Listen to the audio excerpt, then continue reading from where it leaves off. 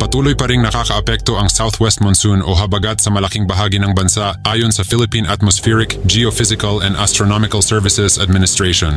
Sa tala ng pag-asa, malaki ang tsansang magdudulot ang habagat ng maulap na kalangitan na may kalat-kalat na pag-ulan at thunderstorms sa Batanes at Babuyan Islands. Pinag-iingat ang mga residente sa mga nasabing lugar sa posibleng pagbaha o kaya na may pagguho ng lupa tuwing magkakaroon ng malalakas na pag-ulan. Bukod dito, inaasahan ding magdadala ang habagat ng medyo maulap hanggang sa maulap na kalangitan na may kasamang pulo-pulong pag-ulan o thunderstorms sa Metro Manila at mga natitirang bahagi ng Luzon. Medyo maulap hanggang sa maulap na kalangitan na may kasamang pulo-pulong pag-ulan o thunderstorms din ang inaasahang mararanasan sa mga natitirang bahagi ng bansa bunsod ng localized thunderstorms. Posible rin daw ang pagbaha o pagguho ng lupa sa nasabing mga lugar tuwing magkakaroon ng malalakas na thunderstorms.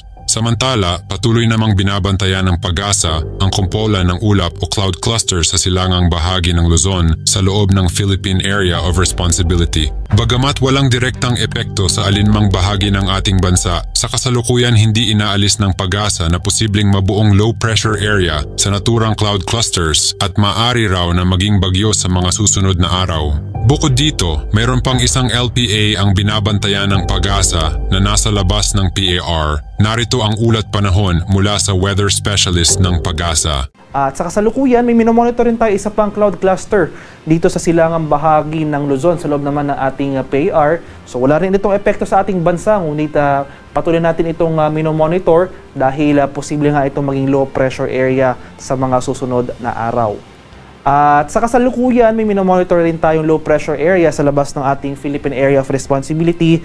Nandito ito sa northeastern boundary ng ating PAR. Hindi naman natin ito inaasahang magiging isang ganap na bagyo sa mga susunod na araw at wala rin itong magiging epekto sa namang bahagi ng ating bansa. Makikita natin dito sa latest satellite images itong mga makakapal na kaulapan sa malaking bahagi ng Luzon ay ang patuloy nga na pag-iral ng southwest monsoon o hanging habagat. At sa kasalukuyan, inaasahan natin na for the next 24 hours, magpapatuloy itong mataas sa tsansa ng mga kaulapan at mga kalat-kalat na pag-ulan na sinasamahan ng mga pagkulog at pagkidlat sa extreme northern Luzon o sa areas ng Batanes at Babuyan Islands. Dito naman sa Metro Manila at sa malaking bahagi pa ng ating bansa, inaasahan natin na mas unti-unti na mababawasan yung mga pag-ulan as compared sa mga pag-ulan nating naranasan sa mga nakarang araw.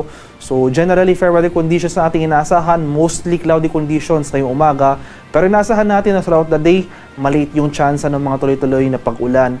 Pero andyan pa rin yung mga tsansa ng thunderstorms, especially nga sa hapon hanggang sa gabi. Yan muna ang ating weather update sa ngayon. Maraming salamat sa DOST Pag-asa sa pagbabahagi ng kanilang mahahalagang insight sa ating panahon. Mabuhay ang Pilipinas!